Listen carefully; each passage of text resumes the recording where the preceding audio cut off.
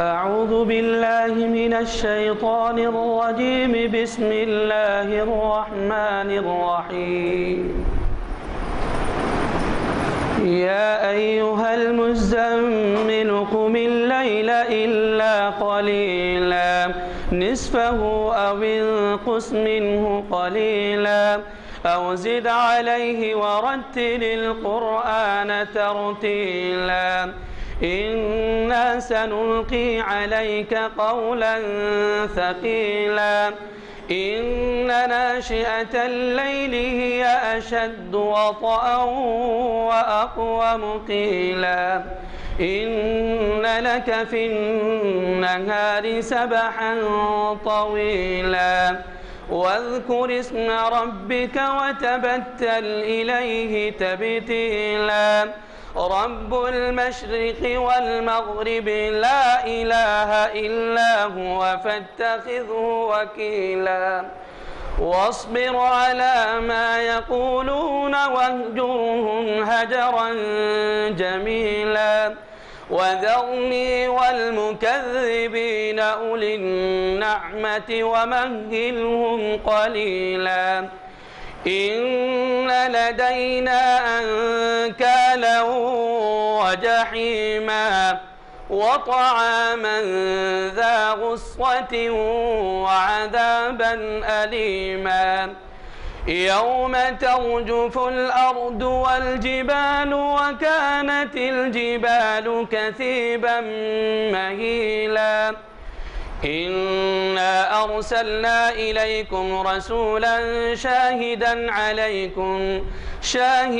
عليكم كما أرسلنا إلى فرعون رسولا فعصى فرعون الرسول فأخذناه أخذا وبيلا فكيف تتقون إن كفرتم يوما يجعل الولدان شيبا السماء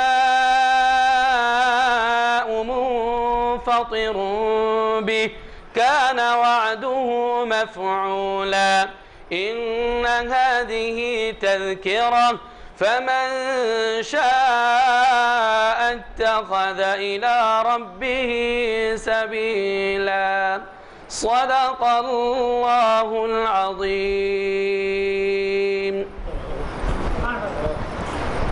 السلام عليكم ورحمة الله وبركاته.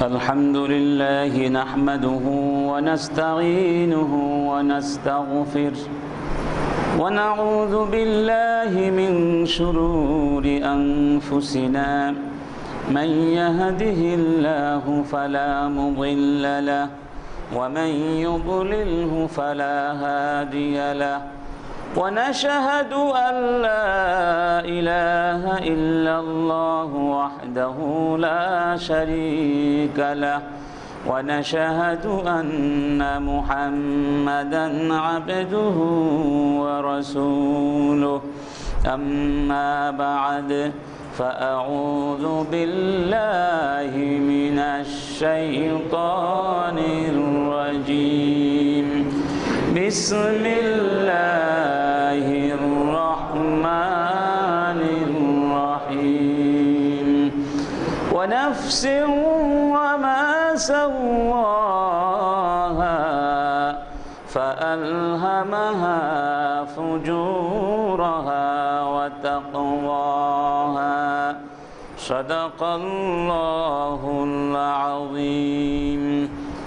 إن الله وملائكته يصلون على النبي يا أيها الذين آمنوا صلوا عليه وسلموا تسليما اللهم صل على سيدنا مولانا محمد وعلى آل سيدنا مولانا محمد هو الحبيب الذي ترجى شفاعته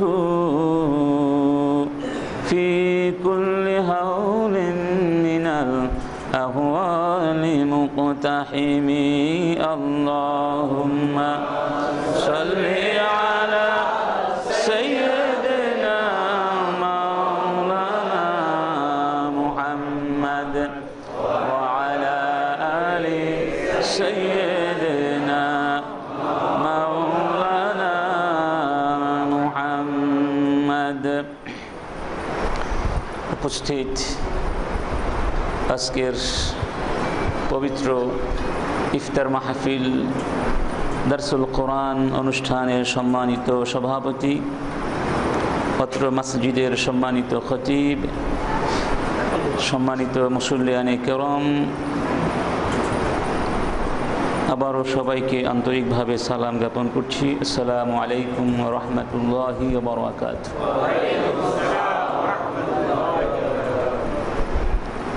আল্লাহ সুবহানাহু ওয়া তাআলার সমস্ত প্রশংসা, যিনি একটু আগে জামাতের সাথে সালাতুল আসর আমাদেরকে আদায় করবার তৌফিক দান করেছেন। নামাজ আদায় করে তারই ঘরে বসে ইফতারির পূর্ব মুহূর্তে যখন আল্লাহ সুবহানাহু ওয়া তাআলার রহমত এবং মাগফিরাত অবারিত থাকে, আমাদেরকে এই দারসুল কোরআন মাহফিলে বসবার তৌফিক দান করেছেন। সেজন্য সবাই মন খুলে প্রাণ খুলে আল্লাহ সুবহানাহু ওয়া তাআলার প্রতি শুকরিয়া জ্ঞাপন করে একসাথে সবাই বলছি আলহামদুলিল্লাহ। রমাদান আল্লাহ সুবহানাহু ওয়া তাআলার রহমতের দরিয়ায় এক বিশাল ঢেউ, উর্মিভঙ্গ, যেই ঢেউ আমাদের হৃদয় তটে এসে আছাড় খেয়ে পড়ে এবং আমরা এই রহমতের দ্বারা সবাই কি হই? ধন্য হই। রমাদান ইবাদতের ভরা মৌসুম, ইবাদতের বসন্তকাল। আল্লাহ সুবহানাহু ওয়া তাআলা আমাদেরকে তার একান্ত আপন করে নেয়ার জন্যে, আমাদের জীবনের সমস্ত গুনাহগুলো ক্ষমা করে আমাদেরকে নিষ্কলুষ করে নেয়ার জন্যে এবং আমাদের মর্যাদা সম্মান উত্তরোত্তর বৃদ্ধি করবার জন্যে এই সুবর্ণ নিয়ামত এবং সুযোগ দান করেছেন। এজন্য আবারও বলি সবাই আলহামদুলিল্লাহ। আল্লাহ সুবহানাহু ওয়া তাআলা আমাদেরকে সৃষ্টি করেছেন দুটো মৌলিক জিনিস দিয়ে। একটি হচ্ছে দেহ, আর একটি দেহের অভ্যন্তরে লুকায়িত রূহ বা আত্মা। আল্লাহ বলছেন فَإِذَا سَوَّيْتُهُ وَنَفَخْتُ فِيهِ مِنْ رُوحِي فَقَعُوا لَهُ سَاجِدِينَ। হে ফেরেশতারা, আমি যখন আদমকে মাটি দিয়ে তৈরি করে একটা মাটির শেপ দেব, মাটির মূর্তি হিসাবে তৈরি করব, সেই মাটির মূর্তির ভেতরে যখন আমার পক্ষ থেকে রূহ সঞ্চার করে দেব, তখন তোমরা তাকে সিজদা করবে। ফাকাউ লাহু সাজিদিন। তাহলে বোঝা গেল আমাদের অস্তিত্ব মূলত দুটো। একটি হচ্ছে বস্তুগত অস্তিত্ব, যেটা মাটির তৈরি।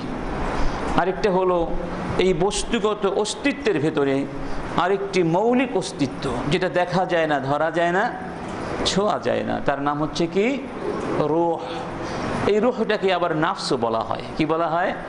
নাফস বলা হয়। উলামায়ে কেরাম অবশ্য এর সাথে আরেকটি জিনিস সংযুক্ত করেছেন, তার নাম হচ্ছে আকল। তার নাম কি? আল আকল। তাহলে মোটামুটি কয়টি উপাদান দাঁড়ালো? তিনটি। কি কি? আল আকল, তারপরে এই দেহ আল বাদান, এটাকে বলা হয় কি? আল বাদান। এক নম্বর কি? আল আকল। দুই নম্বর আল বাদান। আরেকটা হচ্ছে আর রূহ। আর রূহ। তো এই দেহ বা বাদান, শরীরকে আমরা খুব যত্ন করি, পরিচর্যা করি, ঠিক না? প্রতিদিন গোসল করি, সুন্দর করে সাবান দিয়ে বিধৌত করি, আবার সুগন্ধি মাখি, মূল্যবান পোশাক পরিধান করি, অসুস্থ হয়ে গেলে চিকিৎসকদের শরণাপন্ন হই, ঔষধ সেবন করি, দেহের পুষ্টি সাধন করবার সর্বাত্মক চেষ্টা। এই দেহের যেমন পরিচর্যা অনিবার্য, দেহের ভেতরে লুকিয়ে থাকা আমাদের মৌলিক যে সত্তা রয়েছে, রূহ বা নফস, তাকেও কি করতে হবে? পরিচর্যা করতে হবে। এজন্য কবি বলছেন, আকবিল আলান নফসি ওয়াস্তাকমিল ফাদাইলাহা ফাআনতা বিন-নফসি লা বিল জাসাদি ইনসানু। যে তুমি তোমার নফসের দিকে মনোযোগ দাও, কারণ তুমি তো মানুষ, ওই নফস দিয়ে, দেহ দিয়ে নয়। তার মানে হচ্ছে যদি ওই নফস বা রূহটা ভেতরে না থাকে, তাহলে কি এ দেহের কোনো দাম আছে? এ দেহটা পড়ে থাকবে নিথর নিস্তব্ধ হয়ে, মাটিতে লুটে পড়বে, তখন সবাই বলবে লাশ। আমাকে নাম ধরেও কেউ ডাকবে না, মৃত্যুর সাথে সাথে আর নাম নাই, কি বলবে? লাশ। লাশকে সৎকার করো, কবর দাও, দাফন করো, কাফন করো। লাশ কোথায়? লাশ নিয়ে এসো। তখন আর কেউ বলবে না ডক্টর বি.এম. মফিজুর রহমানকে নিয়ে এসো, কেউ বলবে না। কি নামটাও চলে যাবে, নাম হয়ে যাবে কি? তাহলে এই দেহটার মূল্য বেশি না নফসের মূল্য বেশি?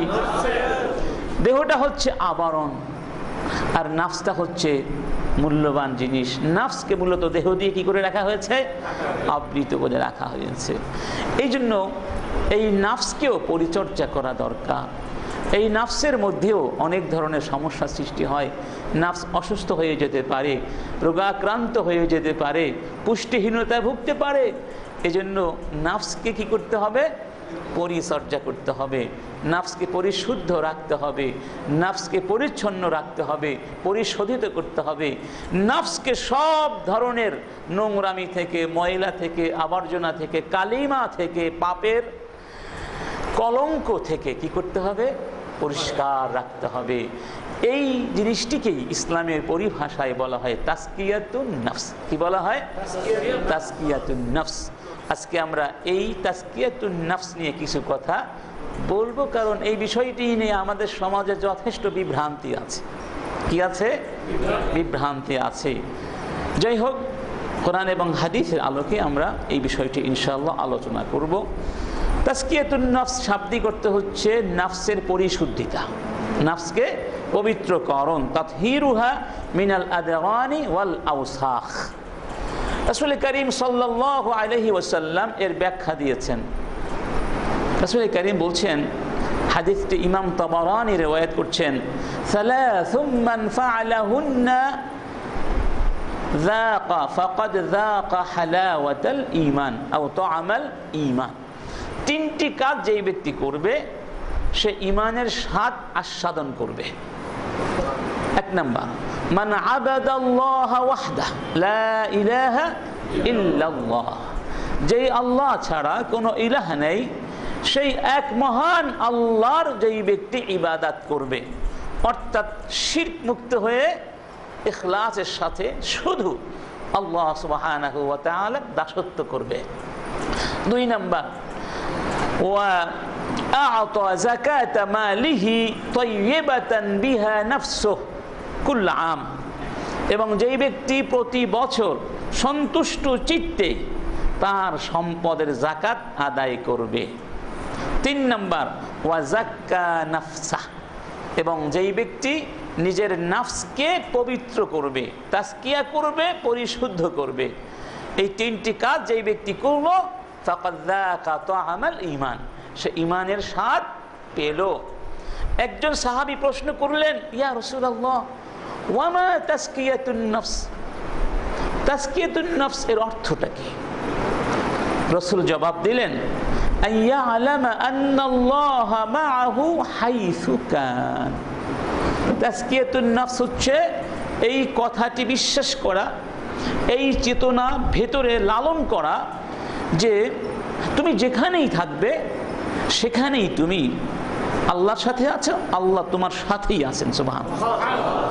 মানে আল্লাহ সব সময় আমাদের সাথেই থাকেন, আমরা তার দৃষ্টির ভেতরে আছি, তার অবেক্ষণ, পর্যবেক্ষণ, নিবিড় পর্যবেক্ষণের মধ্যেই থাকি।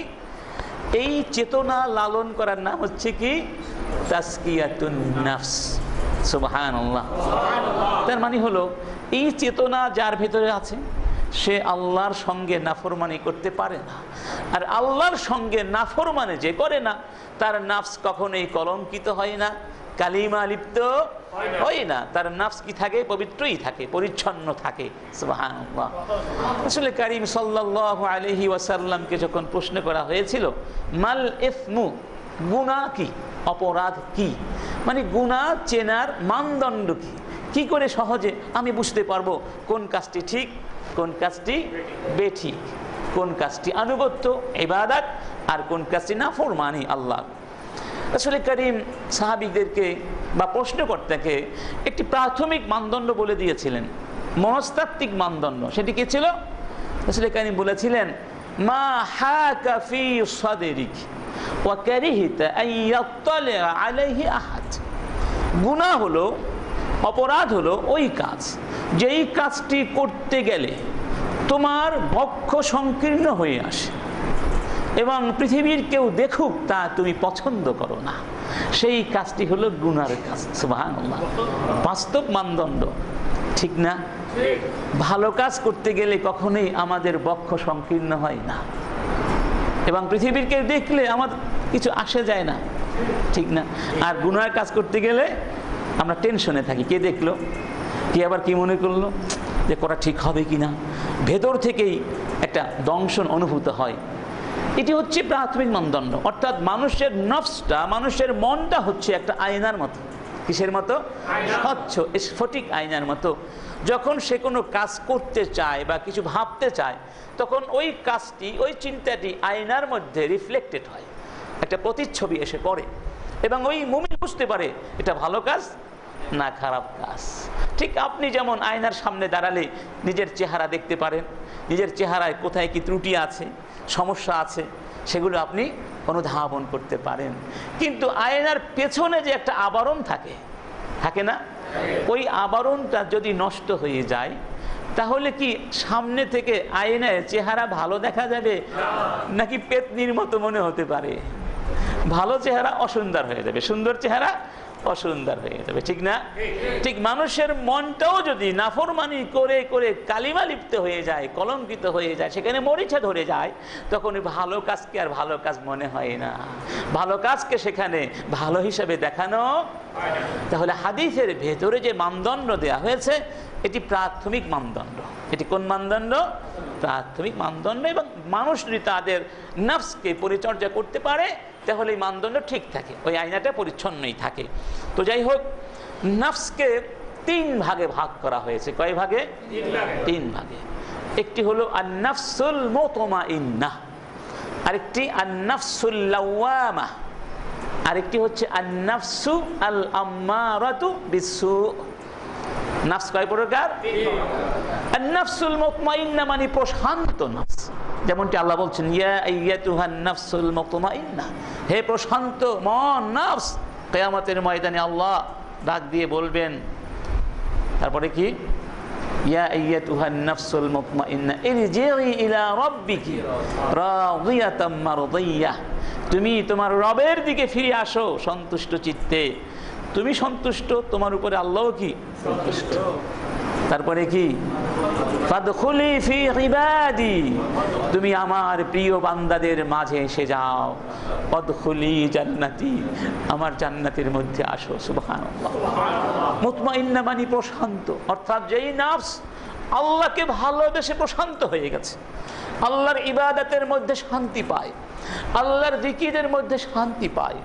আল্লাহর জিকির ছেড়ে দিলে শান্তি পায় না। এটা হচ্ছে সবচেয়ে উন্নত নফস। সুবহানাল্লাহ। এরপরে দ্বিতীয় স্তরে হচ্ছে আন-নাফসুল লাওয়ামা। লাওয়ামা অর্থ হচ্ছে ভৎসনাকারী, নিন্দাকারী, ধিক্কার যে দেয়। অর্থাৎ যেই নফস নিজে কোনো খারাপ কাজ করলে নিজেকে নিজে ধিক্কার দেয়, কেন এটা করেছো, কেন তুমি কিভাবে নামাজ না পড়ে ঘুমাতে পারলে, তুমি কিভাবে তাকবীরে উলা ছেড়ে দিতে পারলে, তুমি রমাদান মাসে দিনের বেলা এই কাজটি করতে পারলে, মিথ্যা কথা বলতে পারলে। এরকম যখনই অনিচ্ছা সত্ত্বে বা জ্ঞাতসারে অজ্ঞাতসারে যে কোনো কারণে হোক অপরাধ হয়ে যায়, নিজেকে নিজে ভৎসনা করে, ধিক্কার দেয়, নিজেকে নিজের বিচারাঙ্গনে কাঠ গড়ায়, দাঁড় করিয়ে বিচার করে। সুবহানাল্লাহ। এটি নফস আল-লাওয়ামা, এটা ভালো নফস। 3 নাম্বার আন-নাফসুল আম্মারা বিসু, যেই নফস সব সময় খারাপ কাজে আদেশ করে, সব সময় অন্যায় অনাচারে নাফরমানিতে প্ররোচনা দিতে থাকে, এটিকে বলা হয় আন-নাফসু আল-আম্মারা। আম্মারা মানে বেশি বেশি আদেশ করে, বেশি বেশি আদেশ করে। নফস কিন্তু একটাই। নফস কয়টা? মূল নফস একটা, সত্তাগতভাবে মানুষ একটা, নফস একটা, অবস্থা কয়টা হতে পারে? 3টা। তাহলে সিফাত গুণের দিক থেকে 3 প্রকার, সত্তার দিক থেকে একটাই। ইতমিনানের পর্যায়ে চলে গেলে তার নাম হয়ে যায় কি? মুতমাইন্না।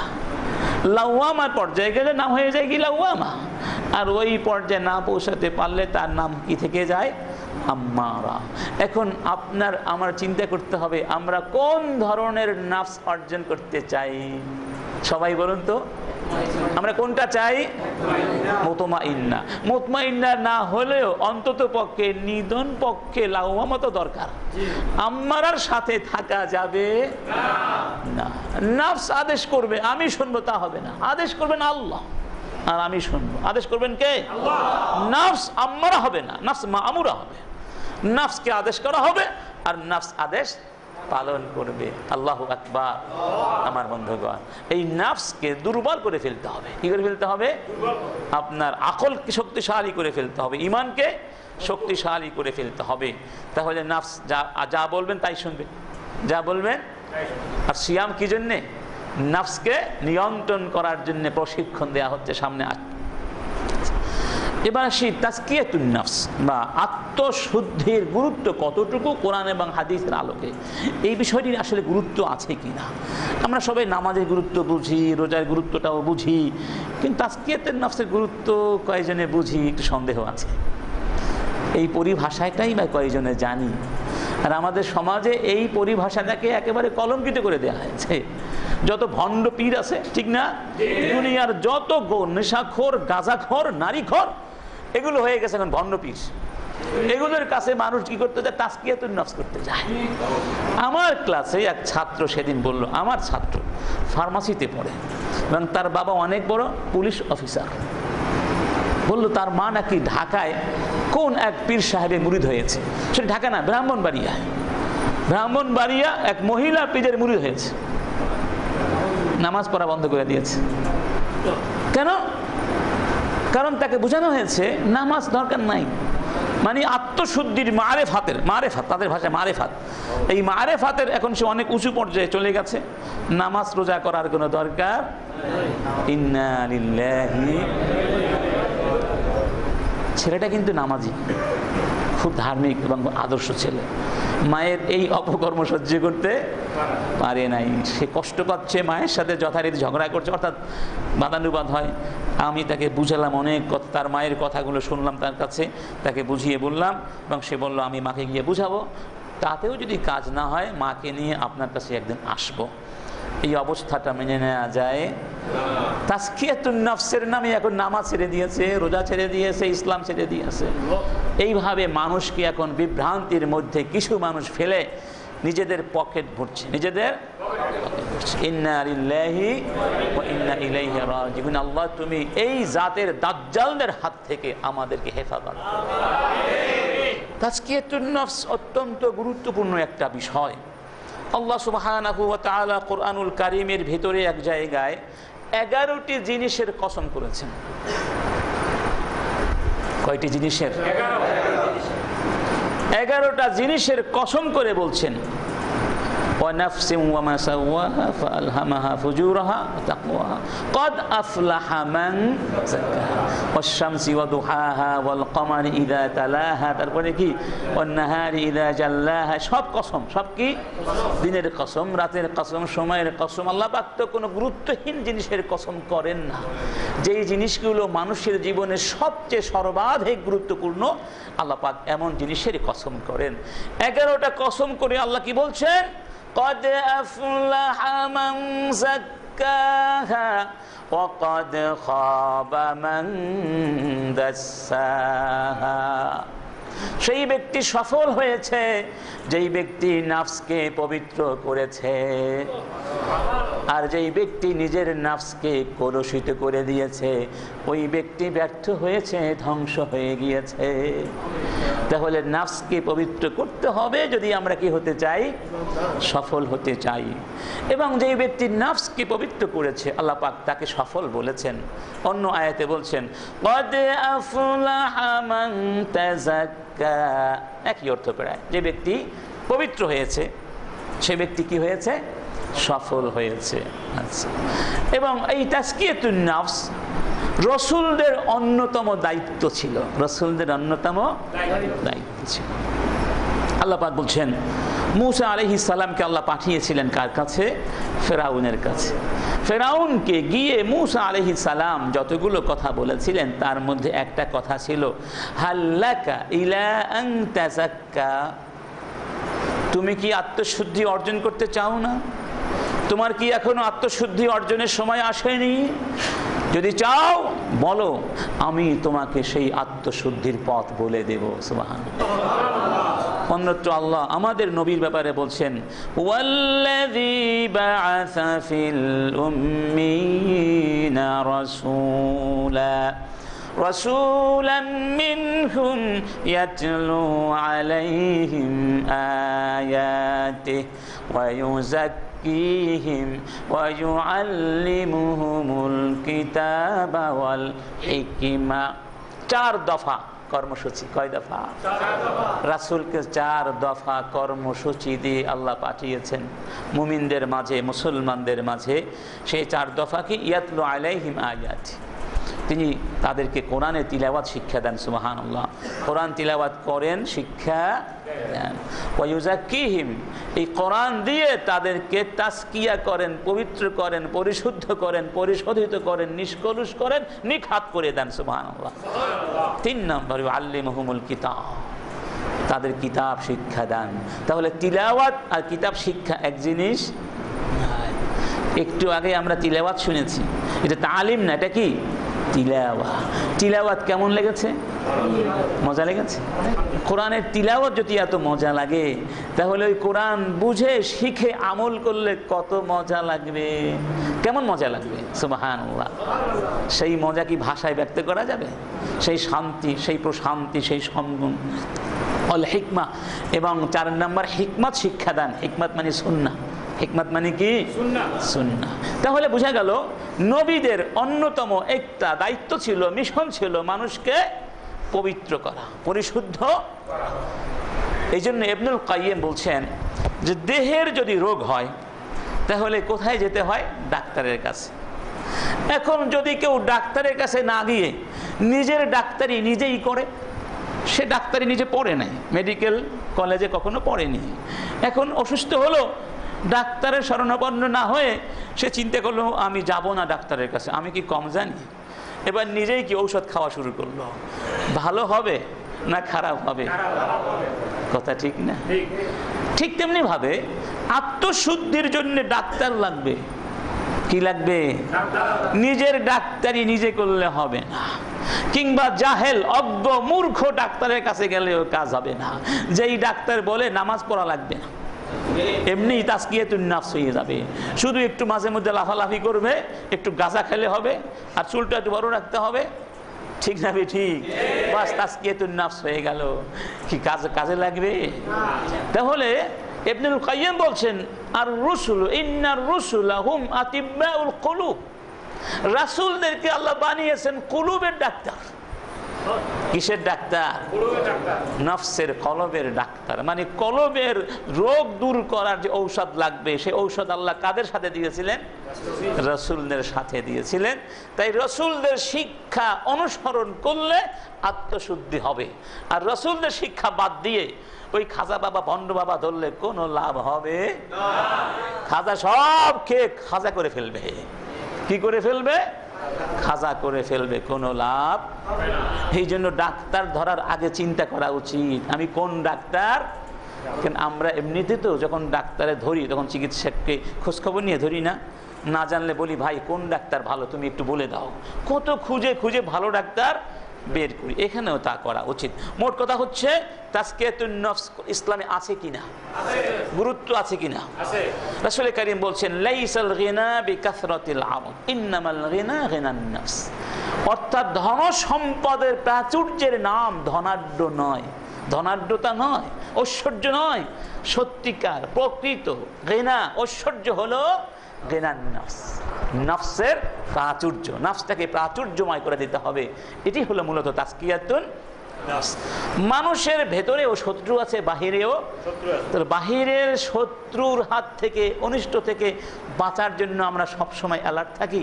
ভেতরের শত্রুর শত্রুতা এবং তার ধ্বংসাত্মক পায়তারা থেকে বাঁচার জন্য চেষ্টা করতে হবে না। ভেতরের বড় শত্রু হলো নফস, বড় শত্রুকে। এবং মনের যত রোগ আছে সমস্ত রোগের প্রসূতি হলো কে? এই নফস। অতএব নফসকে ঠিক করতে হবে। এই নফস ঠিক করতে পারলে জান্নাতের পথ খুলে যাবে ইনশাআল্লাহ। আর নফস ঠিক না করতে পারলে জান্নাতের পথ বন্ধ হয়ে যাবে, জাহান্নামের পথ খুলে যাবে। আল্লাহ পাক এই নফসকে পরিশুদ্ধ করবার জন্য রমাদান মাসে জান্নাতের দুয়ার কি করে দিয়েছেন? নফসকে পরিশুদ্ধ করে যেন আমরা জান্নাতে যেতে পারি, সেই জন্য জান্নাতের দুয়ার খুলে দেওয়া হয়েছে, ঠিক না? আল্লাহ পাক বলছেন وَأَمَّا مَنْ خَافَ مَقَامَ رَبِّهِ وَنَهَى النَّفْسَ عَنِ الْهَوَى فَإِنَّ الْجَنَّةَ هِيَ الْمَأْوَى। এবং যেই ব্যক্তি কিয়ামতের ময়দানে আল্লাহ সুবহানাহু ওয়া তাআলার সামনে গিয়ে দাঁড়াতে হবে, গোটা জীবনের সব আমলের জবাব দিতে হবে, সেই জবাবদিহিতার ভয় লালন করেছে মনের ভিতরে। ওয়ানাহান নাফসা আনিল হাওয়া, নফসকে নাফরমানি থেকে, পবিত্র পূজা থেকে হেফাজত করেছে। ফাইনাল জান্নাতা হিয়াল মাওয়া, আমি আল্লাহ তার জন্য জান্নাতের ব্যবস্থা করে রেখেছি। তার চূড়ান্ত আবাসন হবে কোথায়? জান্নাতে। তাহলে নফসটাকে সংশোধন করতে হবে, আল্লাহর ভয় দিয়ে নফসকে কাবু করে ফেলতে হবে।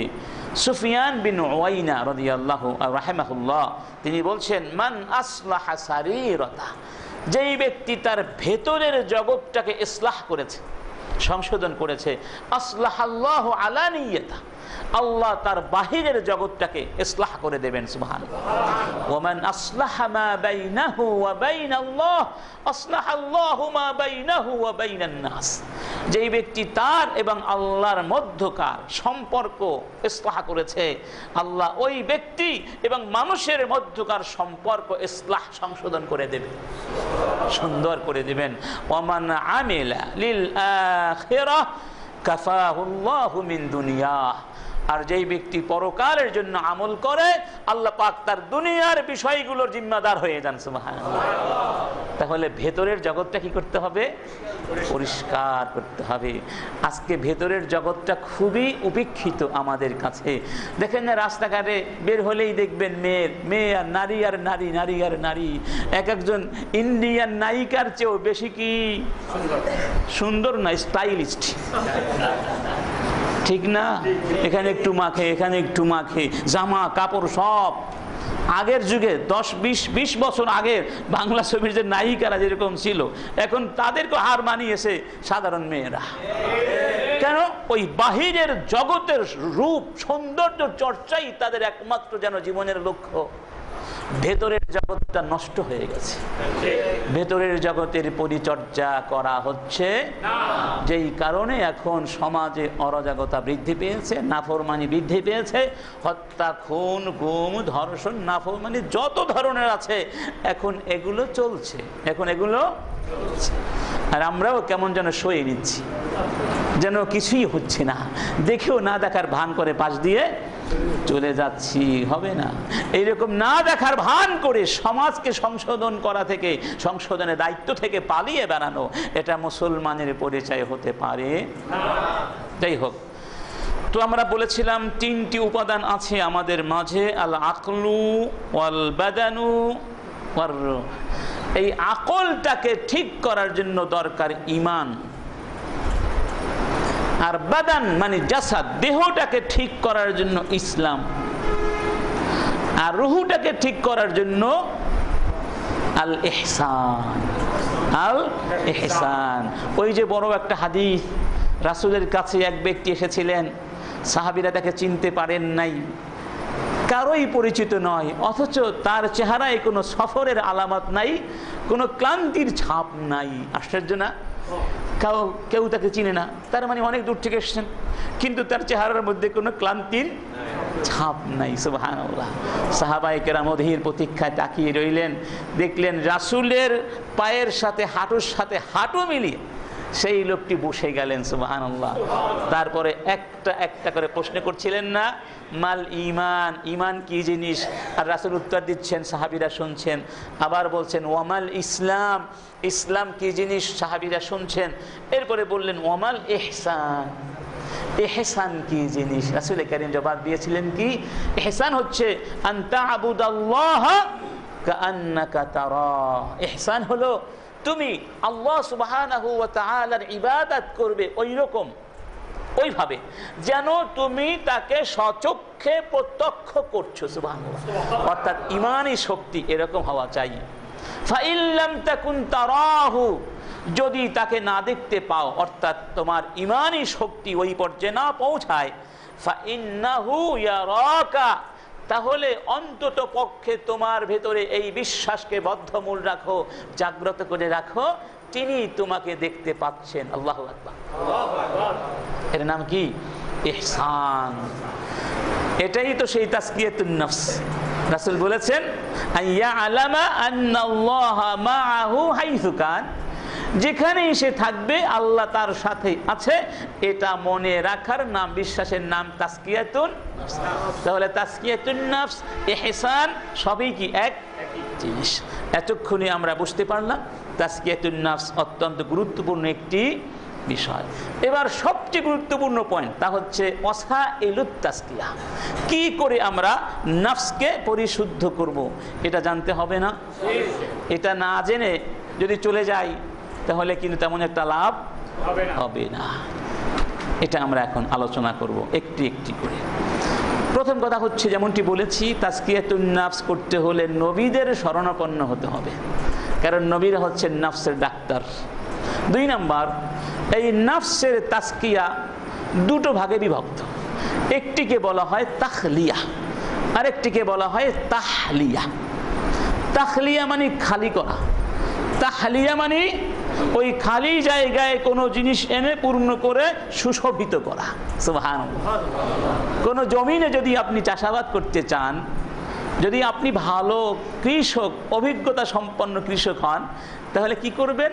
ওই জমির আগাছাগুলো ফেলে দিবেন, তারপরে জমিটাকে সুন্দর করে উর্বর করবেন, তারপরে সেখানে বীজ বপন করবেন। ইনশাআল্লাহ আশা করা যায় বীজ ভালো রূপে অঙ্কুরিত হবে এবং শস্য হবে ইনশাআল্লাহ।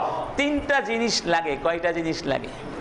3টা জিনিস ছাড়া ভালো ফসল পাওয়া যায় না। 1 নাম্বার, ভালো বীজ লাগবে। জমি খুব ভালো উর্বর এবং আগাছা মুক্ত, কিন্তু বীজ নষ্ট, ফসল ভালো হবে না। আচ্ছা, বীজ খুব ভালো, কৃষক অনভিজ্ঞ, ভালো ফসল হবে? কৃষক খুবই অভিজ্ঞ, বীজ একেবারে কি প্রথম মানের, শ্রেষ্ঠ মানের বীজ, কিন্তু জমিটা কি অনুর্বর, উষর ধূসর, কি বলেন সেখানে ফসল হবে? সুবহানাল্লাহ। 3টা জিনিস লাগবে। তার মানে আমরা যদি এই কথাগুলো দিয়ে উপকৃত হতে চাই, আমাদের মনটাকে আগাছা মুক্ত করতে হবে। আর বীজ কি? কোরআন, নবীদের শিক্ষা হলো ওখানে বীজ। সুবহানাল্লাহ। আর নবীরা এখন শিক্ষক, ঠিক না? নবীরাই শিক্ষক, মানে কৃষক, আমাদের কৃষক এই অর্থে। আমরা হলাম ক্ষেত্র, আমরা কি? আর এই ওয়াসাইলগুলো, তাসকিয়াতুন নফস, উপাদানগুলো হচ্ছে কি? বীজ। সুবহানাল্লাহ। বীজ ভালো হওয়া চাই। আল্লাহ তুমি কবুল করো, আমিন। তাহলে প্রথম কি করতে হবে? মনের ভেতর থেকে মনের রোগগুলো বের করে ফেলতে হবে। হিংসা, বিদ্বেষ, রিয়া, শিরক, বিদআত, নাফরমানির কালিমা সব বের করে ফেলতে হবে। এরপরে সেখানে ঢুকাতে হবে ভালো ভালো জিনিস, ঈমান, আখলাক, ঠিক না, লজ্জাশীলতা, সত্যবাদিতা, এই আখলাকগুলো ওখানে ঢুকিয়ে দিতে হবে, আল্লাহর ভয়, আল্লাহর জিকির। তাহলে তাজকিয়াতুন নফস কি পূর্ণ হবে আলহামদুলিল্লাহ ইনশাআল্লাহ। তো কি কি ওসিলায় আমরা তাজকিয়াতুন নফস করব, এবার সেগুলো আলোচনা করব একটি একটি করে। এক নাম্বার উপাদান হচ্ছে আত-তাওহীদ, শিরক মুক্ত ঈমান এবং ইবাদত। তাওহীদ এক নম্বরে কি? তাওহীদ। তাওহীদ মানে একাত্মবাদ, আল্লাহ এক। আল্লাহ কি? সৃষ্টিকর্তা কয়জন? রিজিক দাতা গোটা পৃথিবীর মালিক, সমস্ত ক্ষমতার অধিকারী, সার্বভৌম কে? সমগ্র সৃষ্টির উপরে আদেশ নিষেধ করার নিরঙ্কুশ অধিকার কয়জনের? সৃষ্টি কার বিধান পালন করবে? এগুলো সব কি? তাওহীদ। এর নাম কি? এর নাম কি? তাওহীদ, লা ইলাহা ইল্লাল্লাহ। এজন্য আল্লাহ বলছেন ওয়াইলুল লিল মুশরিকিন আল্লাযীনা লা ইউতুনাজ যাকাতা ওয়া হুম বিল আখিরাতি কাফিরুন। ওয়াইলুল লিল মুশরিকিন, মুশরিকদের জন্য অনিবার্য ধ্বংস অপেক্ষা করছে, তারা ধ্বংস হয়ে যাবে। তাদের পরিচয় কি? আল্লাযীনা লা ইউতুনাজ যাকা। এর দুটো অর্থ আছে, যারা যাকাত দেয় না, সম্পদের যাকাত দেয় না, এটা একটা অর্থ আছে। আর ইবনে আব্বাসের ব্যাখ্যায় বলছেন, অনেকেই বলছেন এখানে যাকা মানে হচ্ছে যারা তাওহীদ লা ইলাহা ইল্লাল্লাহ এই কালেমায় বিশ্বাস করে না। কারণ মুশরিক যাকাত দিলে সেই যাকাত কবুল হবে না, ঈমানই নাই, যাকাত কি দিবে? ঈমান নাই, নামাজ পড়লেও কবুল হবে না, যাকাত দিলেও হবে না। তাহলে বোঝা গেল এখানে যাকাত বলতে আসলে কোন যাকাত? যাকাতুন নফস। যাকাতুন নফস বিত-তাওহীদ বিল ঈমান বিল্লাহিল ওয়াহিদ। এক আল্লাহর উপরে ঈমান এনে নফসকে পবিত্র করার নাম হচ্ছে কি? যাকাত। সুবহানাল্লাহ। তাহলে প্রথমে কি করতে হবে? তাওহীদ ধারণ করতে হবে। তাওহীদের পরিপন্থী কি? শিরক। শিরকের গন্ধ আছে এমন কোন কাজ করা যাবে না। কিন্তু দুঃখজনক হলেও সত্য, আজকে শিরকি কর্মকাণ্ড দিয়ে তাজকিয়াতুন নফস করতে চাওয়া হয়, ঠিক না? অনেক পীর সাহেবরা আছে, তাদের জিকিরের নিয়ত এরকম, আমি আমার কলবের দিকে মুতাওয়াজ্জা আছি, আমার কলব পীর সাহেবের কলব হইয়া আল্লাহর আরশের দিকে মুতাওয়াজ্জা আছে। এটা যদি শিরিক না হয় তাহলে দুনিয়ায় কোনো শিরিক নেই। এটা কেমন নিয়ত? জিকির করবো কার জন্য? আমি যে পীর সাহেবের কলব হইয়া আল্লাহর কাছে যাইতে চাই, ওই পীর সাহেবের কলবের মধ্যে কি আল্লাহ আছেন না দুনিয়া আছে আমি কি জানি? আপনি কার কলবের দোহাই দেন? কথা ঠিক না? সরাসরি জিকির কি হবে? জিকির হবে কি? সরাসরি। কার জন্য? নামাজ কার জন্য? রোজা কার জন্য? আমরা সব সময় তো করি, ইন্না সলাতি ওয়া নুসুকি ওয়া মাহইয়ায়া ওয়া মামাতি লিল্লাহি রাব্বিল আলামিন। উলামায়ে কেরাম, পীর বলুন যাই বলুন, উলামায়ে কেরাম তারা হচ্ছেন প্রচারক, মুবাল্লিগ, দাঈ। আল্লাহর বিধানগুলো, ইসলামী শিক্ষাগুলো, বিধিবিধানগুলো, এলেমগুলো মানুষের কাছে পৌঁছিয়ে দিবেন, এটাই তাদের দায়িত্ব। তাদেরকে জান্নাত দেওয়া জাহান্নাম দেওয়া এটা তাদের কাজ সবাই আল্লাহর গোলাম। সবাই কি? ইসলামে পুরোহিত অপুরোহিত বলে কোনো বিভাজন আছে? সবাই কি? অবস্থান কি এক? আমরা কার গোলাম? সবাই আল্লাহর গোলাম। নামাজ পড়বো কার জন্য? মানত করবো কার জন্য? জিকির করবো কার জন্য? আল্লাহ আর মানুষের মধ্যে কোনো মাধ্যম থাকবে না। ইবাদতই হলো মাধ্যম, সেই মাধ্যম হলো ইবাদত। মাধ্যম কি? ওয়াবতাগু ইলাইহিল ওসিলা। তোমরা আল্লাহকে পেতে ওসিলা ধরো, তার মানে কি? ওসিলা মানে কুরবা। ওয়াবতাগু ইলাইহিল কুরবা। যারা আরবি জানেন তারা খুঁজে দেখবেন, আরবি সমস্ত ডিকশনারিতে এই শব্দটি আছে। ওসিলা দুটো অর্থ আছে, একটি হচ্ছে কুরবা, অর্থ নৈকট্য। তোমরা আল্লাহর নৈকট্য খোঁজো, আল্লাহর কাছে চলে যাও, সুবহানাল্লাহ। আর একটা অর্থ হচ্ছে মাধ্যম। তাহলে মাধ্যম হবে কি? নামাজ। মাধ্যম হবে রোজা। মাধ্যম সত্য কথা বলা, আল্লাহর বিধান পালন করা হচ্ছে মাধ্যম। নামাজ নাই, রোজা নাই, যাকাত নাই, হজ নাই, জিকির নাই, আজকার নাই, শুধু কি কবরের পাশে গিয়ে লাফায়। বলুন তো কিসের মাধ্যম এগুলো? হ্যাঁ, মাধ্যম জাহান্নামে যাওয়ার মাধ্যম। ওই জাহান্নামে যাওয়ার মাধ্যম নিয়ে আল্লাহর কাছে গেলে, আল্লাহকে ডাকলে তাসকিয়াতুন নফস হবে না, বরং যা ছিল তা ওখানে শেষ হয়ে যাবে। আল্লাহ তুমি আমাদেরকে খালেস তাওহীদ ধারণ করবার তৌফিক দাও। 2 নাম্বার ও যে কথা আরেকটু, ইন্নামাল মুশরিকুনা নাজাসুন। আল্লাহ পাক বলছেন মুশরিকরা কি? মুশরিকরা নাজাস, অপবিত্র। ইন্নামাল মুশরিকুনা নাজাস, মুশরিকরা নাপাক। ইজতানিবুর রিজসা মিনাল আওসান, তোমরা মূর্তি পূজার নাপাকি থেকে দূরে থাকো। তাহলে শিরিক হচ্ছে নাপাকি। শিরিক কি? নাপাকি। আবু হুরায়রাকে রাসূল বলেছিলেন না, ইন্নাল মুমিনা লা ইয়ানজুস। আবু হুরায়রা, মুমিন কখনো নাপাক হয় না, অর্থাৎ আকীদাগতভাবে নাপাক। একজন মুশরিক যতই সুগন্ধি মাখুক আর ভালো ভালো পোশাক পরুক, যতই পরিষ্কার জায়গায় বসুক, তার ভেতরটা কি? নাপাক। তাহলে তাওহীদের ঔষধ ছাড়া ওই নাপাকি দূর করার কোনো উপায় নাই। 2 নাম্বার as-সালাহ। 2 নাম্বার কি? তাসকিয়াতুন নফসের অন্যতম ঔষধ নামাজ। প্রমাণ কি? আল্লাহ বলছেন قد أفلح من تزكى وذكر اسم ربه فصلى। সুবহানাল্লাহ। ওই ব্যক্তি সফল হয়েছে যেই ব্যক্তি পরিশুদ্ধ হয়েছে, নিজেকে পরিশুদ্ধ করে নিয়েছে, ওয়াযাকারা ইসমা রাব্বিহি, আল্লাহর নাম নিয়েছে, আল্লাহু আকবার, ফাসাল্লা, এবং নামাজ আদায় করেছে। নামাজের সাথে তাসকিয়ার সম্পর্ক আশা করি সবাই এখানে বুঝে ফেলেছেন, ঠিক না? অর্থাৎ নামাজ এবং তাসকিয়া একটি আরেকটির সাথে সম্পৃক্ত গভীরভাবে। নামাজ বাদ দিয়ে কোনো তাসকিয়া হবে না।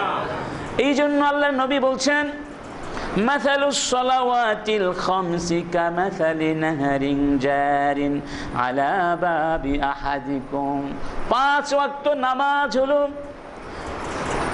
ওই রকম, এর দৃষ্টান্ত হলো যেমন যদি তোমাদের কারো বাড়ির সামনে প্রবাহমান নদী থাকে, সেই নদীর ভিতরে সেই ব্যক্তি যদি প্রতিদিন 5 বার গোসল করে, তাহলে কি তার দেহে কোনো ময়লা থাকতে পারে না? ঠিক তেমনি ভাবে যেই ব্যক্তি 5 ওয়াক্ত নামাজ আদায় করবে, তার মনের কোনো ময়লা থাকতে পারে না, তার আমল নামায় গুনার কোনো ময়লা থাকতে পারে। নামাজ হলো তাহলে মহা ঔষধ, মহা ঔষধ। এই ঔষধকে বাদ দিয়ে তাসকিয়াতুন নফস হবে না। আরেকটি ঔষধের নাম হলো রোজা। তার নাম কি? সিয়াম। লাআল্লাকুম তাত্তাকুন, লাআল্লাকুম তাত্তাকুন। এই তাকওয়ার অর্থ কিন্তু তাসকিয়াতুন নফস। কিভাবে? যেমনটি একজন মনীষী বলছেন, তাকওয়া হলো আইয়ারাকাল্লাহ হাইসু আমারাক ওয়া আল্লা ইয়ারাকা হাইসু নাহাকা। আল্লাহ যখন যেখানে যেভাবে তোমাকে দেখতে চেয়েছেন, সেখানে তখন যেন সেভাবেই দেখেন, আর যেখানে তোমাকে তিনি দেখতে চান না, সেখানে যেন তিনি তোমাকে না দেখেন। তার মানে মানুষের মনের মধ্যে সবসময় আল্লাহই থাকবেন, এবং আল্লাহর ভালোবাসা, আল্লাহর ভয় লালন করবার কারণে এমন জায়গায় সে যেতে পারে না যেখানে যাওয়া নিষেধ। কার পক্ষ থেকে? আল্লাহর পক্ষ থেকে। সৌম মানে কি শুধু না খেয়ে থাকা, সারাদিন পানাহার থেকে বঞ্চিত থাকার নাম কি শুধু সৌম? রাসূল বলছেন, লাইসা সিয়ামু মিনাল আকলি ওয়াশ শুরব, ইন্নামাস সিয়ামু মিনাল লাগবি ওয়ার রাফাস। শুধু পানাহার থেকে নিজেকে বঞ্চিত রাখার নাম রোজা নয়। এর সাথে সাথে আরো কাজ আছে, মিনাল লাগবি ওয়ার রাফাস, অনর্থক কাজ, বেহুদা কাজ, যেই কাজে কোনো পরকালের কল্যাণ নাই, যেই কাজ গুনার কাজ, যেই কাজের মধ্যে রাফাস, ফুসুক, অশ্লীলতা আছে, নাফরমানি আছে, অর্থাৎ আল্লাহর নাফরমানি থেকে বিরত থাকার নাম সত্যিকার রোজা। সিয়াম মানে বিরত থাকা। সিয়াম মানে কি? এই বিরত থাকা তখনই সার্থক হয় যখন সমস্ত নাফরমানি থেকে আমরা রোজা রাখবো, বিরত থাকবো। এটাই তো কি? এটাই তাসকিয়াতুন নফস। এটাই কি? তাসকিয়াতুন নফস। হজ এটা তাসকিয়াতুন নফসের আরেকটি ঔষধ। এজন্য আল্লাহ বলছেন ফামান ফারাদা ফিহিন্নাল হজ্জা ফালা রাফাসা ওয়ালা ফুসুকা ওয়ালা জিদালা ফিল হজ। যারা হজ করবার নিয়াত করবে, ইহরাম বেঁধে ফেলবে, মানে হজ করবে, ফালা রাফাস ওয়ালা ফুসুক ওয়ালা জিদাল, কোনো ঝগড়া চলবে না, কোনো আজে বাজে কথা চলবে না, কোনো অশ্লীল কর্মকাণ্ড চলবে না। তার মানে কি? হজ কি চায়? আমাদেরকে পরিশুদ্ধ করতে চায়। যাকাত, যাকাত নিজেই তো যাকাত। যাকাত মানে পরিশুদ্ধিতা। তাসকিয়াতুন নফস এবং যাকাত তো একই জিনিস, ঠিক না? খুয মিন আমওয়ালিহিম সাদাকা। রাসূলকে বলা হয়েছিল শুধু নবী হিসাবে নয়, রাষ্ট্রপ্রধান হিসাবে, খুয মিন আমওয়ালিহিম সাদাকা, ধনীদের সম্পদ থেকে যাকাত তুলে আনুন। তুতাহহিরুহুম ওয়া তুযাক্কিহিম বিহা। এই যাকাত উত্তোলন করে যাকাতের মাধ্যমে আপনি তাদেরকে পবিত্র করবেন, পরিশুদ্ধ করবেন, সংশুদ্ধ করবেন। সুবহানাল্লাহ। তাহলে নামাজ, সালাত, সওম, হজ, যাকাত এগুলো সব হচ্ছে আত্মশুদ্ধির অন্যতম ঔষধ। অন্যতম এগুলো হচ্ছে ফরজ ইবাদত। এগুলো কি? এজন্য আল্লাহ পাক বলছেন হাদিসে কুদসির ভিতরে, মা তাকাররাবা ইলাইয়া আবদি বিশাইইন আহাব্বা ইলাইয়া মিম্মা ইফতারাতুহু আলাইহি। অর্থাৎ আমি আমার বান্দার উপরে যা কিছু ফরজ করেছি, এই ফরজ কাজগুলোর চেয়ে, এই ফরজ কাজগুলো সাধন করে আমার বান্দা আমার সবচেয়ে কাছে আসে। অর্থাৎ এই ইবাদতগুলো আমার কাছে সবচেয়ে প্রিয় অন্য যে কোনো ইবাদতের চেয়ে। সুবহানাল্লাহ। তাহলে আল্লাহর কাছে যেতে হলে প্রথমে ধরতে হবে কি? ফরজ ইবাদত। তাসকিয়াতুন নফস কার জন্য? কি জন্য? কাকে পাওয়ার জন্য? তো সেই আল্লাহর দেয়া ফরজ ইবাদতগুলোকে বাদ দিয়ে যারা তাসকিয়াতুন নফসের স্বপ্ন দেখে, তারা অলিক স্বপ্নের মধ্যেই জীবন শেষ করতে পারবে, কিন্তু তাসকিয়াতুন নফসের সন্ধান জীবনে পাবে না, মরিচিকার পেছনেই ছুটতে পারবে। আচ্ছা, তাহলে বোঝা গেল আমাদেরকে ফরজ ইবাদতগুলো যথারীতি আদায় করতে হবে এবং সুন্দর করে করতে হবে। নামাজকে সুন্দর করে আদায় করতে হবে, সওমকে সুন্দর করে পালন করতে হবে। তাহলেই আমাদের ভেতরের জগৎটা উদ্ভাসিত হবে, তাসকিয়াতুন নফস অর্জিত হবে। এখন জানতে হবে নামাজ কিভাবে মনোযোগের সাথে পড়া যায়, সেটা আবার আরেকটা আলোচনা, ঠিক না? আজকে সব বলে দিলে আমাকে কি আবার দাওয়াত করবেন? করবেন না। এই জন্য আমি কিছু কথা রেখে গেলাম। বিশেষ করে নামাজের মধ্যে মনোযোগ দেওয়ার বিষয়টা খুবই গুরুত্বপূর্ণ বিষয়। আপনারা দোয়া করেন। আমি একটা বইয়ের কাজ এখন করছি, বইটার নাম এভাবে আমি মনে মনে ভেবে নিয়েছি, মন দিয়ে নামাজ পড়ুন। মন দিয়ে নামাজ পড়ুন। এখানে আমি অনেকগুলো উপাদান আনার চেষ্টা করছি কোরআন এবং হাদিস থেকে, যে কি করে আমরা নামাজের মধ্যে কি হতে পারি?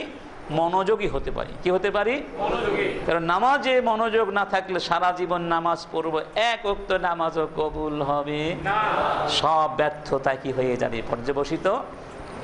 ইনশাআল্লাহ আল্লাহ পাক যেন আমাদেরকে অতি সত্বর শেষ করার তৌফিক দান করেন, আমিন। আত্মশুদ্ধির আরেকটি উপায় হচ্ছে তারকুল মাআসি ওয়াল মুহাররামাত।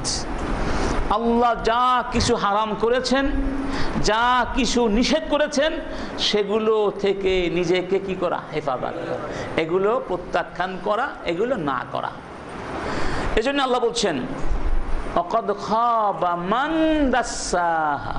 মান দাসসাহা এর ব্যাখ্যায় বলা হয়েছে আয় খাসিরা মান দাসসাহা বিল ফুজুরি ওয়াল মাআসি। যারা নফসকে ফুজুর, নাফরমানি দিয়ে, পাপাচার দিয়ে কি করেছে? নষ্ট করে দিয়েছে, তারা ধ্বংস হয়ে গেছে। আল্লাহ সুবহানাহু ওয়া তাআলা বলছেন কাল্লা বাল রানা আলা কুলুবিহিম মা কাল্লা বাল রানা আলা কুলুবিহিম মা কানু ইয়াকসিবুন। তারা যা কিছু অর্জন করেছে, আমল করেছে, ওদের আমলের কারণে তাদের মনে মরিচা পড়ে গেছে। কি পড়ে গেছে? মনের মধ্যে মরিচা পড়ে গেছে, জং পড়ে গেছে। কি পড়ে গেছে? তার মানে হলো মানুষের মনটা হচ্ছে একটা আয়নার মতো, বললাম না? যখনই মানুষ একটা নাফরমানি করে, ওখানে নাকাতাত নুকতাতান সাউদা, একটা কালো স্পট পড়ে যায়। যতবার নাফরমানি করবে ততটা কালো স্পট পড়ে যাবে। এভাবে স্পট, কালো দাগ পড়তে পড়তে এক সময় আর মনটাই দেখা যাবে না, তার উপরে নাফরমানির প্রলেপ সৃষ্টি হবে, স্তর পড়ে যাবে। কি পড়ে যাবে? স্তরীভূত হয়ে যাবে নাফরমানি। এজন্য নাফরমানি থেকে কি থাকতে হবে? নাফরমানি থেকে বিরত থাকতে হবে। এখন প্রশ্ন হতে পারে নাফরমানি কি? তা তো একবার বলেছি হাদিসের আলোকে। এছাড়া ইসলাম এত সুন্দর ধর্ম, এত সহজ ধর্ম যে বাচ্চারাও জানে নাফরমানি কি। মিথ্যা কথা বলা কি? ঘুষ খাওয়া কি? সুদ খাওয়া, মানুষকে গালি দেয়া, কৃত্রিম সংকট সৃষ্টি করে পণ্য মূল্য বৃদ্ধি করা, খুন করা, প্রতারণা করা, ভোট চুরি করা, অন্যকে জুলুম করা। তাহলে নাফরমানি কি জিনিস কে না বোঝে? যে নাফরমান সে আরো বেশি বোঝে, বোঝে না? ডাকাত, যে ভালো ডাকাত, সে চায় না তার ছেলে কি হোক। এবং আপনি যখন ডাকাতকে ডাকাত বলবেন, সে খুশি হবে না। কোন মূর্খকে যদি বলেন এই মূর্খের দিকে আসো, সে মূর্খ, কিন্তু সে খুশি হবে না। কারণ মূর্খতা একটা খারাপ জিনিস সে জানে, এবং সে নিজে মূর্খ হওয়া সত্ত্বেও নিজেকে মূর্খ পরিচয় দিতে সে আনন্দিত বোধ করে না। এই জন্যই বলেছি খারাপ কাজ যারা করে তারা আরো বেশি বোঝে এটা কি কাজ, খারাপ কাজ। ইন্না লিল্লাহি ওয়া ইন্না ইলাইহি রাজিউন। কোরআনের ভেতরে সূরা নূরের ভেতরে আল্লাহ সুবহানাহু ওয়া তাআলা কয়েকটা কবিরা গুনার পরিচয় দিয়েছেন, যেমন ব্যভিচার, জেনা, অপবাদ দেওয়া। এই কয়েকটা কবিরা গুনাহ এবং এগুলোর তাকিব, ইকাব, শাস্তি, দণ্ডের কথা উল্লেখ করে আল্লাহ বলছেন ওয়ালাউলা ফাদলুল্লাহি আলাইকুম ওয়া রাহমাতুহু মা যাকা মিনকুম মিন আহাদিন আবাদা। যদি আল্লাহর ফদল এবং রহমত না হতো তোমাদের উপরে, কোনোদিন তোমাদের কেউ কোনোদিন তাজকিয়া অর্জন করতে পারতো না। তার মানে কি? প্রথমে উল্লেখ করেছেন অপরাধগুলোর কথা, তারপরে বলছেন তাজকিয়ার কথা, বুঝাবার জন্য যে তাজকিয়া অর্জন করতে হলে এই গুনাহগুলোকে সযত্নে বর্জন করতে হবে, নইলে তাজকিয়া হবে না। একদিকে গাজা টানবে, গাজা কি টানবে? গাজা। আর একদিকে একদিকে বলে ইল্লাল্লাহ, আর এক হাতে কি গাজা। তাজকিয়া হবে না, তাজকিয়া হবে না, তাজকিয়া হবে না। ইন্না লিল্লাহি ওয়া ইন্না ইলাইহি রাজিউন। সম্মানিত বন্ধুগণ, এই জন্য কবি বলছেন ওয়া তারকু যুনুবি হায়াতুল কুলুব ওয়া খায়রুল লিনাফসিকা ইসয়ানুহা। যে গুনাহ ত্যাগ করা এটা হলো হায়াতুল কুলুব, কলবের জীবন, কলবের জীবন। কলব, নফস বেঁচে থাকে গুনাহ ত্যাগ করলে। গুনাহ ত্যাগ করলে কলব জীবিত হয়ে যাবে, রূহটা জীবিত হয়ে যাবে। সুবহানাল্লাহ। অতএব এই সমস্ত গুনাহ ছেড়ে দিতে হবে। আরেকটি গুরুত্বপূর্ণ উপায় হচ্ছে মুহাসাবাতুন নফস। মুহাসাবা করা, আত্ম পর্যালোচনা করা, নিজেকে নিজের সামনে দাঁড় করিয়ে বিচার করা। প্রতিদিন ঘুমাতে যাওয়ার সময় ধরুন সারাদিন তুমি কি করেছো, নিজেকে প্রশ্ন করব সারাদিন আমি কি করেছি। কারণ অনেক সময় দোষগুলো ধরা পড়ে না। যখন আপনি নিজের দোষগুলো সামনে আনবেন তখন বুঝতে পারবেন এই কাজ ঠিক করিনি, এটা ঠিক হয়নি, ঠিক না? একজন ব্যবসায়ী, যে ভালো বুদ্ধিমান ব্যবসায়ী, প্রতিদিন হিসাব নিকাশ করে, আবার সপ্তাহে একবার করে, মাসে একবার করে, বছরে একবার হিসাব মিলায়, কত টাকা আয় হলো, কত টাকা ব্যয় হলো, কোথায় কি হলো না হলো, গোটা কর্মকাণ্ড, ব্যবসায়ী কর্মকাণ্ড সে কি করে তার নখ দর্পণে রাখে। ঠিক তেমনি ভাবে আমরা ব্যবসা করছি কার সাথে? কার সাথে? ঠিক না? ইন্নাল্লাহ আশতারা মিনাল মুমিনিনা। আমরাও তাহলে ব্যবসায়ী, আমাদেরকেও হিসাব করতে হবে যে আল্লাহর সঙ্গে যে চুক্তিগুলো করলাম, যে ব্যবসাগুলো করছি, এখানে আমার লোকসান হচ্ছে না, আমি আমার চুক্তি মেনে চলছি কি? এজন্য আল্লাহ পাক বলছেন, ইয়া আইয়ুহাল্লাযীনা আমানুত্তাকুল্লাহ, হে ঈমানদারগণ আল্লাহকে ভয় করো। ওয়াল তানজুরু নাফসুম মা কদ্দামাত লিগাদ, আগামী কালকের জন্য তুমি আল্লাহর কাছে কি পাঠাচ্ছ একটু ভালো করে তুমি চিন্তা ভাবনা করে দেখো। সুবহানাল্লাহ, এটাই হচ্ছে মুহাসাবা। আমি কি কি কাজ করে আল্লাহর কাছে পাঠিয়ে দিচ্ছি, কারণ কিয়ামতের ময়দানে সেগুলো সামনে পাবো। ভালো কাজ করলাম না, বালিল ইনসানু আলা নাফসিহি বাসীরা, প্রত্যেক মানুষ নিজের ব্যাপারে নিজে চক্ষুষ্মান, সে জানে ভালো না খারাপ, সে জানে ভালো কাজ করেছি না খারাপ কাজ করেছি।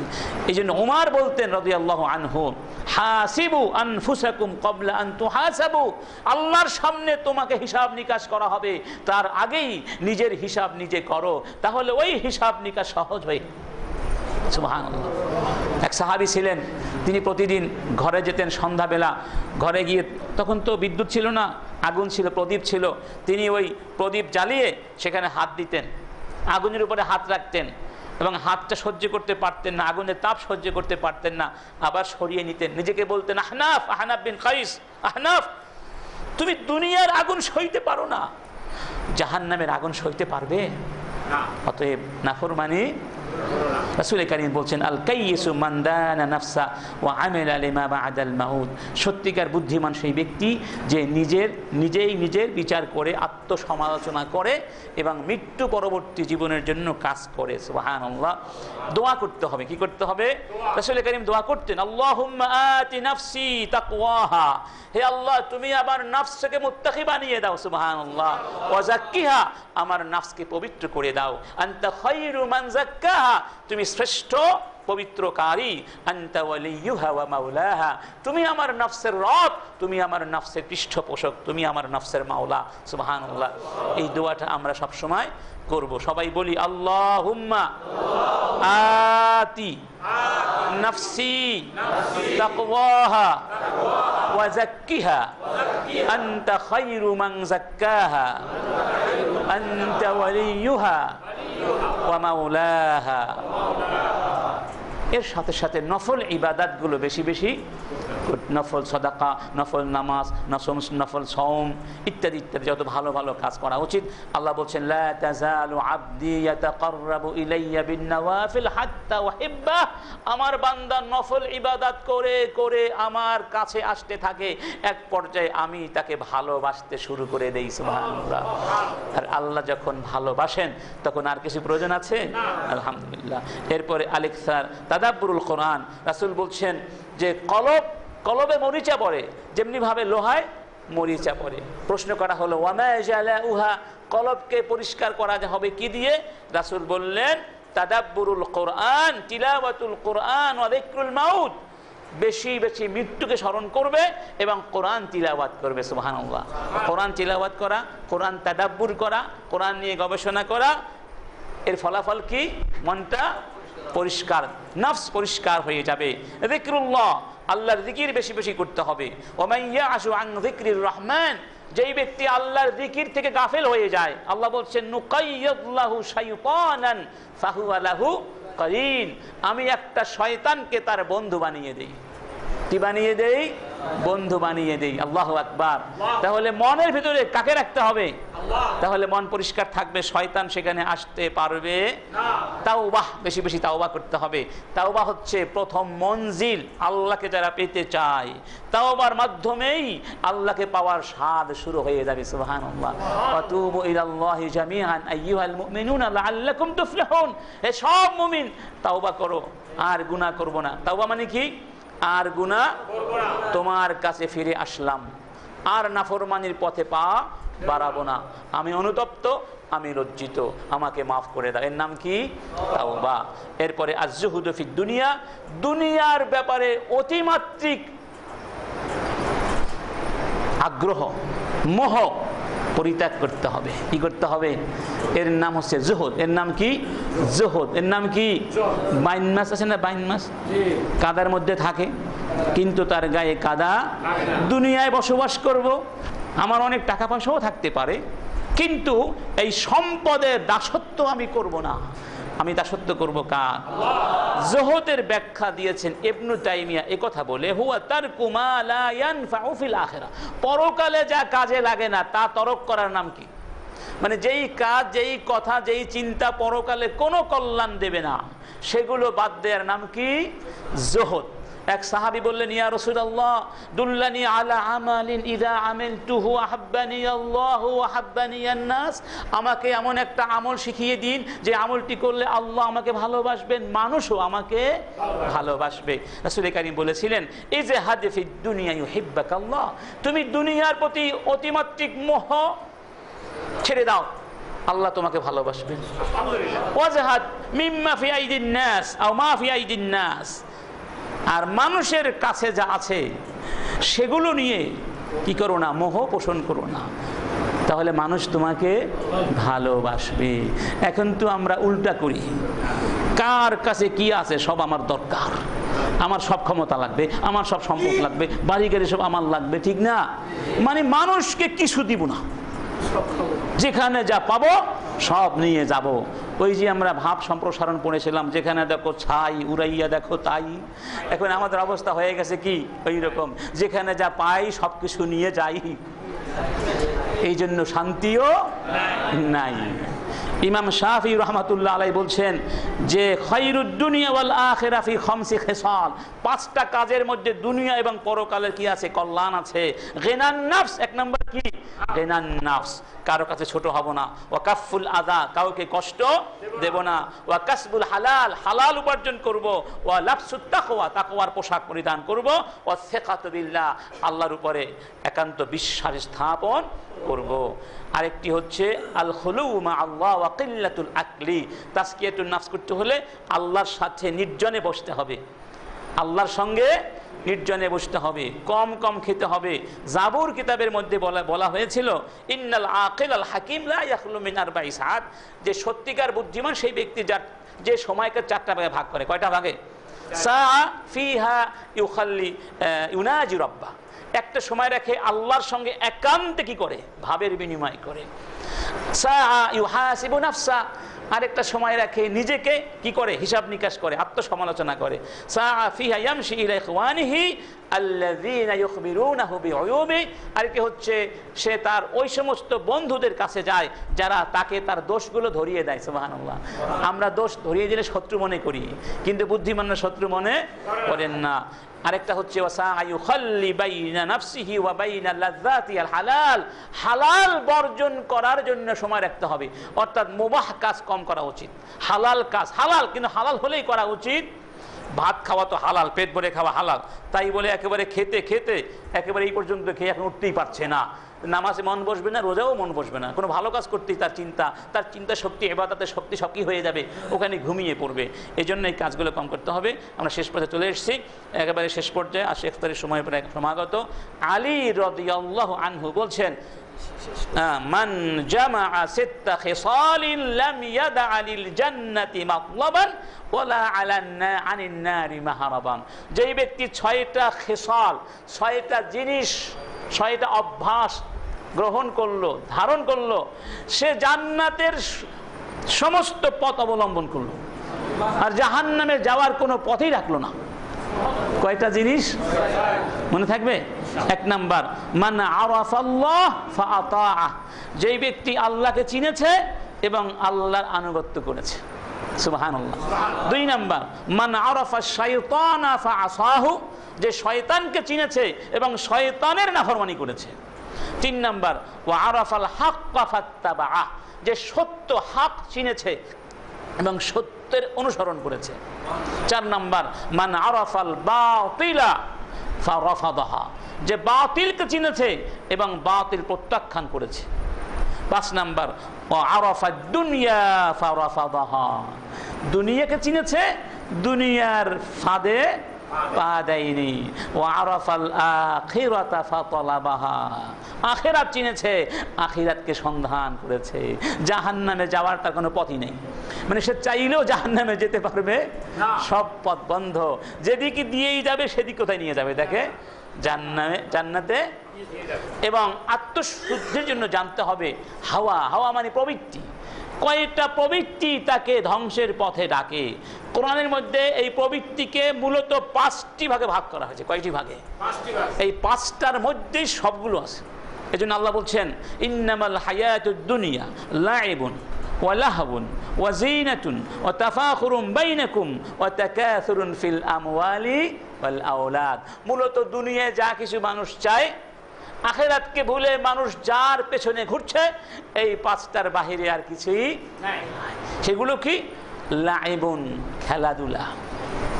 কিসের পিছনে? খেলা। নামাজ নাই, রোজা নাই, সারাক্ষণ খেলাধুলা নিয়ে ব্যস্ত, যেন দুনিয়াতে আল্লাহ পাঠিয়েছেন খেলাধুলা করতে। ওয়ালাহুন, হাস্য রস, ক্রীড়া, কৌতুক, আনন্দ, বিনোদন, সমস্ত জায়গায় বিনোদন। টিভি খুললে বিনোদন, রাস্তাঘাটে বিনোদন, শুধু মেলা, বিনোদন আর বিনোদন, গান বাজনা, মিউজিক, আর কোনো কাজ নাই। কথা ঠিক না? ওয়াজিনা, আর সাজে সজ্জা।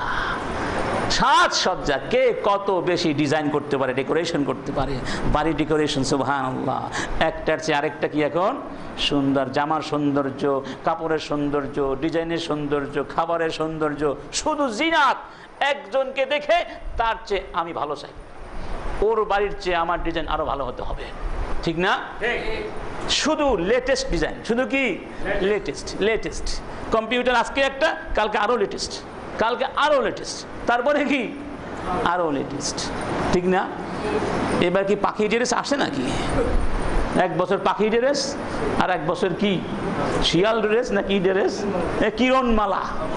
শুধু ফ্যাশন, সৌন্দর্য, রূপের চর্চা। সুবহানাল্লাহ, দেখেছেন কত সুন্দর আল্লাহ বলে দিয়েছেন ও তাফাখুরুম বাইনাকুম, আর পরস্পর ফখর করা। তোমার আমার এই আছে, আমার ওই আছে, তোমার কি আছে, এরকম না? ওয়া তাকাসুরুন ফিল আমওয়ালি ওয়াল আওলাদ। আমওয়াল, সম্পদ এবং সন্তানের প্রাচুর্য। আলহাকুমুত তাকাসুর হাত্তা জুরতুমুল মাকাবির, কবরে যাওয়া পর্যন্ত আরো চাই, আরো চাই, আরো চাই, আরো চাই, আরো চাই, আরো চাই। গাড়ি একটা হলে হবে না, আরেকটা লাগবে। একটা বউ, একটা আমার, একটা ছেলে মেয়ের, ঠিক না? বাড়ি একটা হলে হবে না, আরো লাগবে। সুবহানাল্লাহ। শেষ, হ্যাঁ শেষ হয়ে গেছে। সম্মানিত উপস্থিতি, এবং আমাদেরকে আজ তাজকিয়াতুন নফসে গুরুত্ব অনুধাবন করতে হবে। গুরুত্ব বুঝলে মানুষ কাজটা করে, গুরুত্ব না বুঝলে সেই কাজ সে করে না। এক লোক ছিল ভারতে, সে এক সময় বড় ছিল, শিল্পী ছিল, মানুষের ছবি আঁকতো। এক পর্যায়ে গিয়ে সে তাওবা করলো যে আমি আর এই আজে বাজে ছবিগুলো আঁকবো না। সে অনেক বড় আবেদ হয়ে গেল, কিন্তু আর সে শিল্পকর্মগুলো সে পড়ে আছে, ঘরের মধ্যে পড়ে আছে। এক লোক আসলো অনেক দূর থেকে একটা শিল্পকর্মের জন্য, যে অমুক জায়গায় একটা তোমার প্রদর্শনী হয়েছিল, ওখানে তোমার একটা শিল্পকর্ম ছিল, আমার খুব দরকার। তিনি বলেন যাও, ওই ঘরের মধ্যে সব পড়ে আছে, ওখান থেকে নিয়ে যাও, লাগলে নিয়ে যাও। অর্থাৎ এখন এগুলোর কোনো মূল্য তার কাছে 2 পয়সার মূল্য নাই। আর ওরা আমাদের বলদ বানায়, কি বানায়? মাঝে মধ্যে এমন কিছু শিল্পী আছে, কি এঁকেছে, কি এটা কি অর্থটা কি, এটা তুমি বুঝবে না, এর মধ্যে অনেক অর্থ আছে। কেমন বলদ বানিয়ে দিল। অবশ্য অর্থ থাকতেও পারে, থাকতে পারে না, কিন্তু কিছু কিম্ভূত কিমাকার বানিয়ে মাঝে মধ্যে মনে হয় আমাদের বলদই বানাই। যাই হোক, যার কাছে যার দাম। কারো কাছে শিল্পের দাম অনেক টাকা, আপনার কাছে 2 পয়সাও না, এটা আমাকে মাগনা দিলেও নিব না। কিন্তু আরেকজন অকশনে $2 মিলিয়ন দিয়ে নেওয়ার জন্য প্রস্তুত, ঠিক না? যাই হোক, এজন্য আল্লাহ বলছেন ইয়াউমা লা ইয়ানফাউ মালুন ওয়া বানুন ইল্লা মান আতাল্লাহা বিকলবিন সালিম। সেই কিয়ামতের ময়দানে সম্পদ, সন্তান কিছুই কোনো কাজ দেবে না, কোনো কল্যাণে আসবে না, শুধুমাত্র যারা আল্লাহর কাছে কলবুন সালিম নিয়ে আসতে পারবে তারাই সফল হবে। কলবুন সালিম, বিশুদ্ধ মন, বিশুদ্ধ নাফস নিয়ে আল্লাহর কাছে যেতে হবে আমার বন্ধুগণ। তাহলে আত্মশুদ্ধি করার জন্য আমাদের সবাইকেই চেষ্টা করতে হবে, মৃত্যুর কথা স্মরণ করতে হবে, জিকির বেশি বেশি করতে হবে। যেগুলো বলা হলো সব কাজগুলো ইনশাআল্লাহ আমরা যত্নশীলতার সাথে মৃত্যু পর্যন্ত করার চেষ্টা করে আত্মশুদ্ধি অর্জন করে আল্লাহর কাছে কালবুন সালিম নিয়ে যাওয়ার জন্য যারা প্রস্তুত আছি সবাই একটু হাত জাগিয়ে দেখায়। আল্লাহ তুমি আমাদের কবুল করো, আমিন। আপনাদের সবাইকে অসংখ্য ধন্যবাদ। রোজা রেখে এত কষ্ট করে কথাগুলো মনোযোগ দিয়ে শুনেছেন, বেশি কষ্ট হয়েছে না? আলহামদুলিল্লাহ। ওয়া আখিরু দাওয়ানা আনিল হামদুলিল্লাহি রাব্বিল আলামিন। আসসালামু আলাইকুম ওয়া রাহমাতুল্লাহি ওয়া বারাকাতুহু।